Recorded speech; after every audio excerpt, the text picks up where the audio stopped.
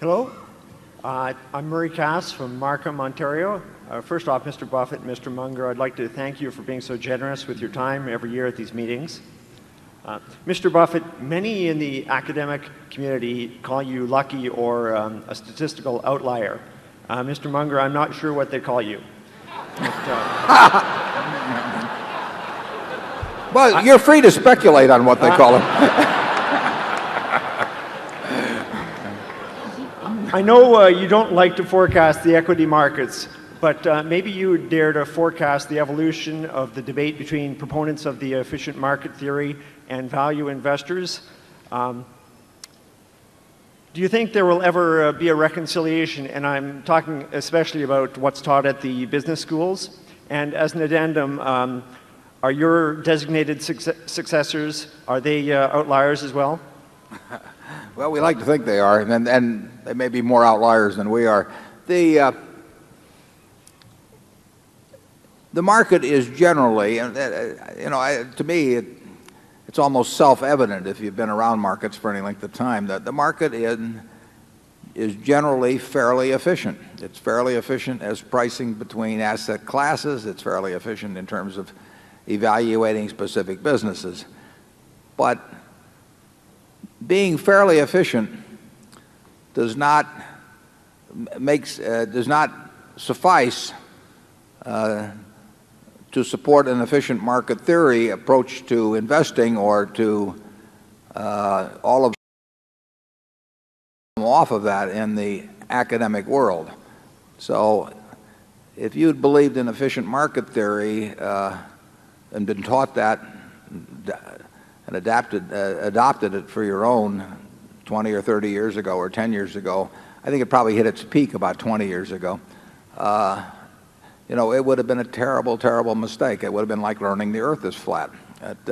You'd have had the wrong start in life. Now, it became terribly popular in the academic world. It almost became a required belief in order to hold a position. It was what was taught in all the advanced courses, and a mathematical theory that involved other investment questions was built around it, so that if you went to the center of it and destroyed that part of it, it really meant that people who'd spent years and years and years getting PhDs found their whole world crashing around them. It's hard, though, it's very interesting. It's hard to dislodge a belief that becomes becomes the dogma of a finance department. It's so challenging to them, and they have to, at age 30 or 40, to go back and say what I've learned up to this point and what I've been teaching students and all of that is silly.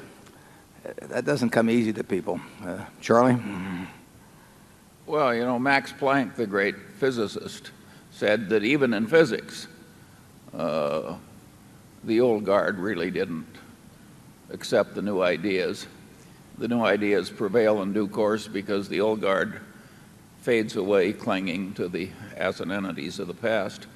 And that's what's happened to the hard form efficient market theorists. They're an embarrassment to the scene, and they will soon be gone. On the people who think the market is reasonably efficient or roughly efficient, of course, are absolutely correct, and that will stay with us for the long pull. Thinking it's roughly efficient, though, does nothing for you in academia. You can't build anything around it. I mean, what people want are what they call elegant theories, and it doesn't work. What investment is about is valuing businesses. I mean, that is all there is to investment. You sit around and you try to figure out what a business is worth, and if it's selling below that figure, you buy it. You can't find a course virtually in the country on how to value businesses. You can find all kinds of courses on how to compute beta or whatever it may be, because that's something the instructor knows how to do, but he doesn't know how to value a business. So the important subject doesn't get taught, and it's tough to teach. I think Ben Graham did a good job of teaching it at Columbia, and I was very fortunate to run into him many decades ago. But if you take the average PhD in finance and ask him to value a business, he's got a problem. And if he can't value it, I don't know how he can invest in it. So therefore, it's much easier to take up efficient market theory and say it doesn't make any difference because everybody knows everything about it anyway. And there's no sense in trying to think about valuing businesses, that the market's efficient, it's valued them all perfectly. In that course. I mean, the first, you walk in, you say, everything's valued perfectly, and class dismissed. So it puzzles me, but I encourage you to look for the inefficiently priced. Zone 3.